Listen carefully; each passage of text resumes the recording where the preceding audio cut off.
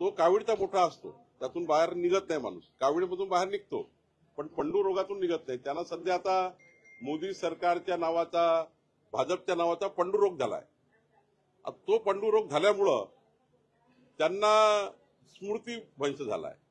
आता मला सांगा, या महाराष्ट्रातल्या 14 कोटी जनतेपैकी कुणाला विचारा, वक्फ बोर्डाचा सुधारणा विधेयक कशा करताय? तर या ठिकाणी ज्या पद्धतीने वक्फ बोर्डाने हिंदुत्ववादी लोकांवर अन्याय केलाय, हिंदुत्ववादी नागरिकाच्या जमिनी लाटल्या आहे, अनेक धार्मिक संस्थानाच्या जमिनी लाटल्या आहे वक्फ बोर्डानी.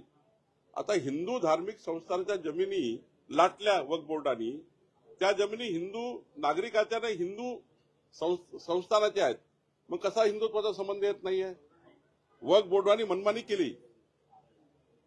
हिंदुत्व म्हणजे मराठी माणसाच्या अनेक जमिनी लाटल्या, अनेक त्या ठिकाणी जे मुस्लिम लोकांच्या जमिनी आहेत त्या सोडून हिंदू समाजाच्या जमिनी लाटण्याचं काम वक्फ बोर्डाने केलं. आणि म्हणून मला असं वाटतं, संजय राऊत सध्या आता त्यांच्या बोलण्यावरून दिसत आहे, मला आता माहित नाही सभागृहात काय होतं, सध्या त्यांच्या भूमिकेवर दिसत आहे ते सुधारणा विधेयकाच्या, वक्फ बोर्डाच्या सुधारणा विधेयकाच्या विरोधात मतदान करेल असं वाटतं आहे. पण जर त्यांनी सुधारणा विधेयकाच्या बाजूला मतदान केलं तर मला असं वाटतं मग त्यांच्याबद्दलचा काही थोडी बोलायला जागा उरेल. सूत्रांकडून जी माहिती कळते की एकंदरीतच महापालिकेच्या निवडणुकीच्या पार्श्वभूमीवर ठाकरे गट आज वॉकआउट करू शकतो, विरोधात मतदान केल्यामुळे कुठेतरी हिंदू मतं दुरावू शकतात म्हणून. नाही, वॉकआउट करणं म्हणजे वक्फ बोर्डाच्या सुधारणा विधेयकाच्या विरोधात मतदान करणं आहे. वॉकआउट करणं म्हणजे काय? तुम्ही वक्फ बोर्डाच्या सुधारणा विधेयकाच्या विरोधात मतदान करता असा अर्थ आहे. वॉकआउट करायचं नाही आणि मतदान करायचं विधेयकाच्या बाजूने, तरच खरं हिंदू हृदय सम्राट बाळासाहेब ठाकरे यांचे विचार जपले उद्धवजींनी असा अर्थ होतो.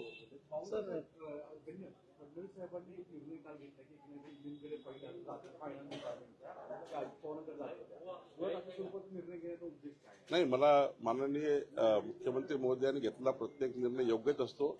त्यांनी घेतलेला निर्णय महायुतीकरता महत्वाचा असेल म्हणून माननीय देवेंद्रने तसा निर्णय घेतला असेल.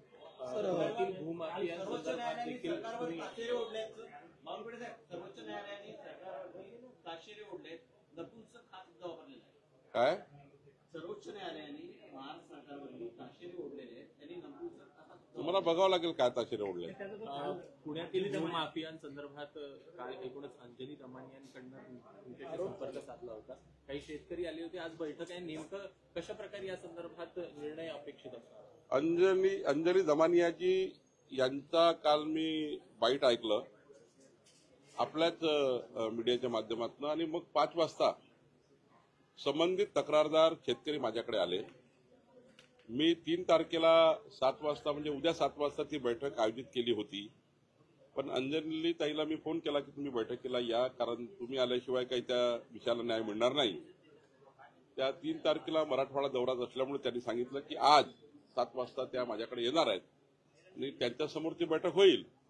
जर पुण्यातल्या अत्यंत महत्वाच्या जमिनी आहेत त्या जमिनीमध्ये गैरव्यवहार, भ्रष्टाचार आणि त्या जमिनी लाटल्या गेल्या असतील तर निश्चितपणे महसूल प्रशासन त्यावर कारवाई करेल.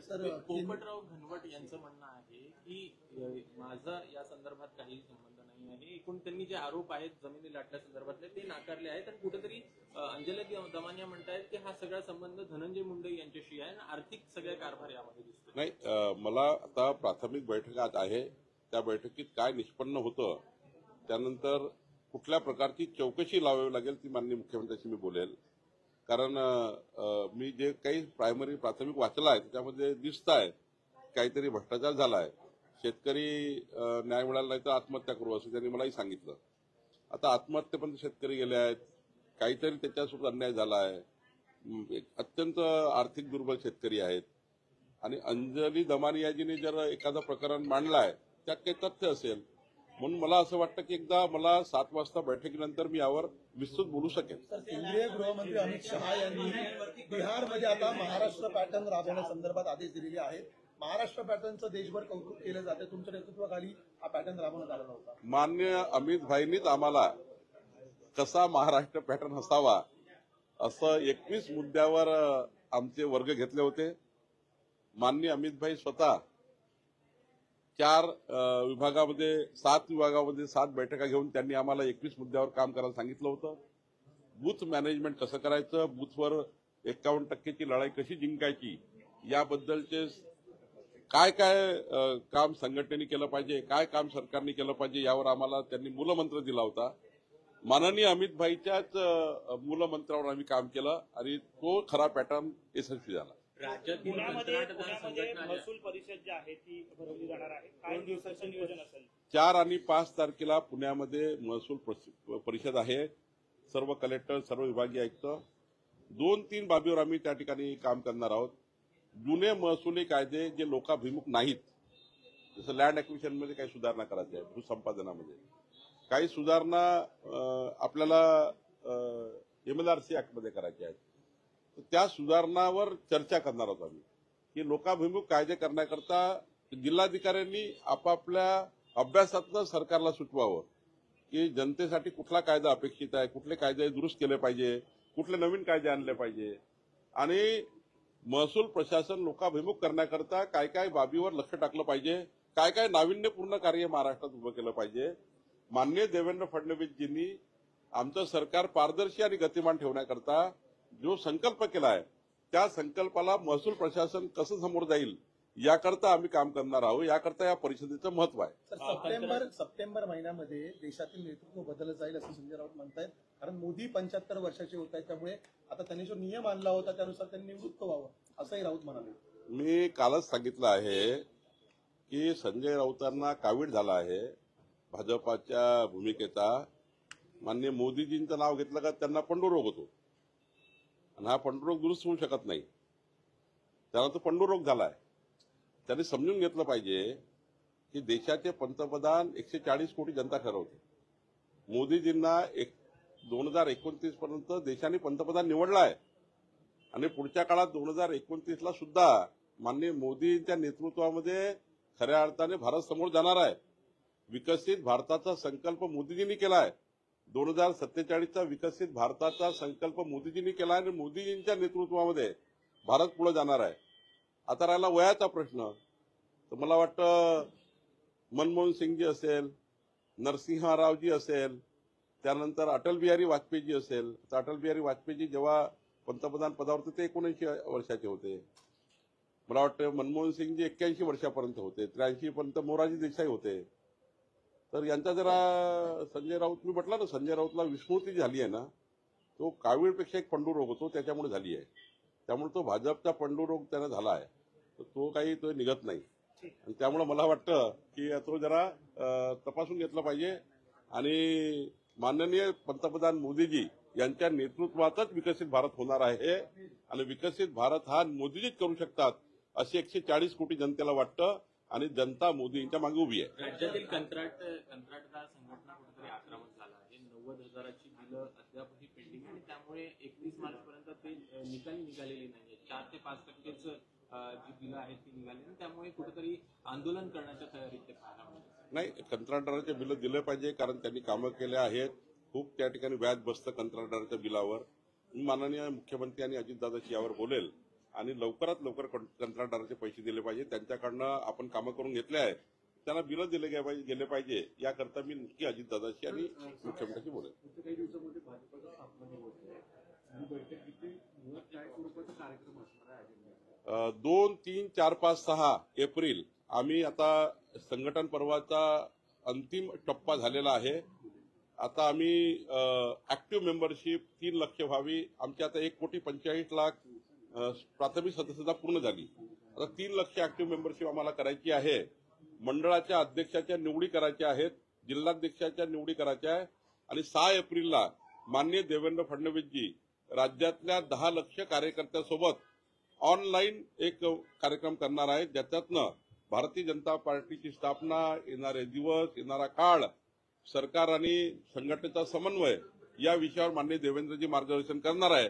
आणि आमच्या संपूर्ण महाराष्ट्राच्या भाजपानी जे या 55 दिवसामध्ये जे 1,45,00,000 मेंबरशिप केली, आता 6 लाख बाकी आम्ही 1,51,00,000 करणार आहोत. पण हे जे मेंबरशिप केली आहे त्याचं अभिनंदनही स्थापना दिवसही आणि पुढच्या काळात भाजपाची भूमिका यावर देवेंद्र यांचे एक 8-10 लाख कार्यकर्त्यांशी संवाद होणार आहे. सर, देवेंद्रजींना थेट आव्हान दिलेलं आहे संजय राऊत यांनी की तुमच्यात दम असेल तर राहुल गांधींसंदर्भात तुम्ही बोलताय त्यांच्याच आजीने अमेरिकेला दम भरला होता आणि पाकिस्तानचे 2 तुकडे करून दाखवले होते, फाळणी करून दाखवली होती. तुमच्यात दम असेल तर तुम्हीही करून दाखवा. संजय राऊत काय बोलतात मी सांगितलं ना, त्यांना फार मोठा आजार आहे. त्यामुळे संजय राऊत काय बोलतात यावर मी काही वारंवार बोलणे योग्य नाही. ते अमेरिकेत जातात, कधी रशियात जातात, कधी लंडनला जातात, कधी न्यूझीलंडला जातात, मग इंडियामध्ये येतात, मग अंदमान निकोबारला जातात, मग स्वातंत्र्यवीर सावरकरावर जातात. मग ते काय करतील दिवसभरात यामध्ये ते आजाराचं लक्षण आहे. त्यामुळे मला वाटतं त्यावर काही बोलणं फार योग्य नाही. सर, हिंदी में वक्त पे हिंदी में जानना चाहिए. देखिए, मैं माननीय प्रधानमंत्री मोदी जी का हृदय से आभार व्यक्त करता हूँ महाराष्ट्र की 14 करोड़ जनता की ओर से. आज वक्फ बोर्ड का जो सुधारना विधेयक हमारे संसद में आने वाला है और ये विधेयक की ये जो कायदा आने वाला है पूरा देश इसका इंतजार कर रहा था और ये बहुत खुशी की बात है कि आज वक्फ बोर्ड सुधारना कायदा विधेयक संसद में आ रहा है. मैं महाराष्ट्र की जनता की ओर से माननीय मोदी जी का आभार व्यक्त करता हूँ.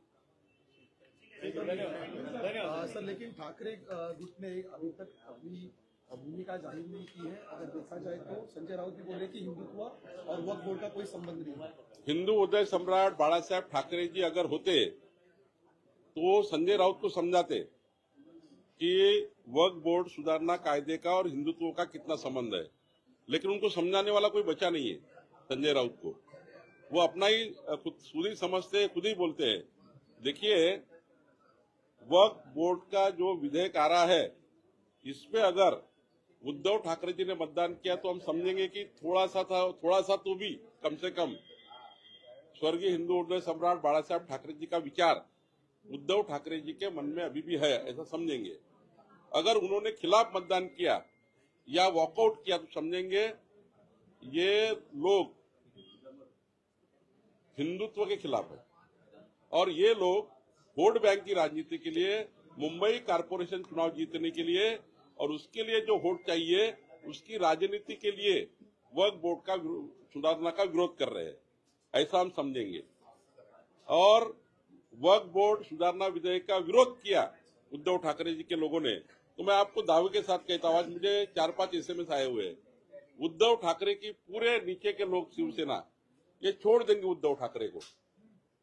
पूरी शिवसेना खाली हो जाएंगी, उनकी बची हुई शिवसेना पूरी खाली हो जाएगी. मेरे दावे से लिख लो, क्योंकि मुझे 4-5 SMS आए कि हमको पार्टी में प्रवेश करना है बीजेपी में, क्योंकि उद्धव ठाकरे जी का ये रवैया अगर रहेगा हम नहीं उनके साथ रहेंगे तो पूरी शिवसेना खाली हो जाएंगी उनकी बची हुई. तो उद्धव ठाकरे जी ने अपने कार्यकर्ता के मन में क्या ये जांच लेना चाहिए, शाखा वाला क्या बोलता है, उनका तालुका प्रमुख क्या बोलता है, उनका जिला प्रमुख क्या बोलता है, सबके मन में है. उद्धव ठाकरे के साथ जितने लोग हैं, 2 लोग छोड़ के, सबके मन में है. उद्धव जी और संजय राउत के छोड़ के सब मन में, अंदर में, मन में. उनके विधायकों को पूछो अंदर से मन में क्या है, वो बाहर से बोलेंगे, अंदर मन से निकालो कि वो बोलेंगे कि वो वक्फ बोर्ड का सपोर्ट करना चाहिए, सुधारना विधेयक का. ये सारे लोग बोलेंगे उद्धव ठाकरे की तरफ के. सिर्फ 2 लोग बोलेंगे कि नहीं चाहिए, नहीं करेंगे. हम देखते हैं अभी हाउस में क्या होता है, हाउस का इंतजार करेंगे. उन्होंने कहा है कि हम लोकसभा में देखेंगे क्या करेंगे हम. तो मुझे लगता है वॉकआउट किया तो भी उन्होंने खिलाफ किया है और खिलाफ मतदान किया तो उजागर हो जाएगा. देखेंगे आगे क्या होता है.